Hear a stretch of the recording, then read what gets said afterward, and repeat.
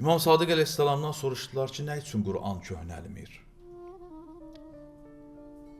İllərdir, əsrlərdir Quran oxunulur, həmişə təzədir. Alimlər hər müraciət eləyəndə təzə məsələlər kəşf olunur. Həmişə cəzbedici, ləzzətli və təzədir. Nə üçün bu cürdür?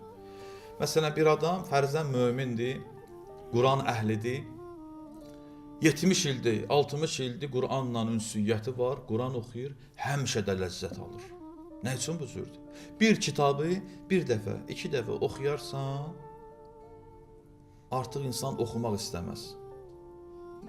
Təsadüfən, bəli, oxumusan bir kitabı, belə şey olur. Sənə nəsə lazım olanda ki, müraciət edirsən. Başdan ayağa götürərsən, həmişə oxuyarsan, belə olmur. Amma Quran köhnəlilmir. Nə üçün? Həzrətə sual verirlər ki, 50 il, 60 il Quran oxuyuruq, yenə də bizə təzədir və ehtiyacımız var Qurana. Nə üçün bu cürdür? İmam Sadiq əleyhissalam buyurur ki, Quran günəş kimidir, ay kimidir. Günəş, ay.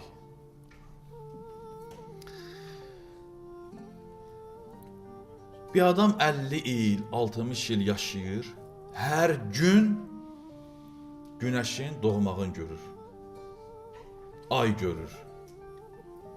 Amma yorulmur günəşdən. Əksinə, günəş bulud arxasında olanda insan yorucu ola bilər insan üçün. İnsan yorula bilər ki, günəşli havada insan ruhiyyəsi yaxşı olur.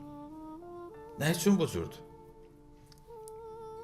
İmam Sadiq buyurur ki, Quran günəş və ay kimidir. Çünki insan ki, günəşdən, aydan yorulmur. Nə üçün yorulmur? Həzrət buyurur ki, çünki günəş, ay nur saçır. İnsanın nura ehtiyacı var, enerji ehtiyacı var. İnsan günəşdən, günəşli havadan ləzzət alır. Həzrət buyurur, Quran da bu cürdür. Quran da insanın hidayəti üçün günəş rolunu oynayır. İnsan da günəşə ehtiyacı olduğu kimi Qurana ehtiyacı var. Quran da belədir. İnsanın fitrətinə uyğundur. İnsan həmişə Qurana möhtacdır.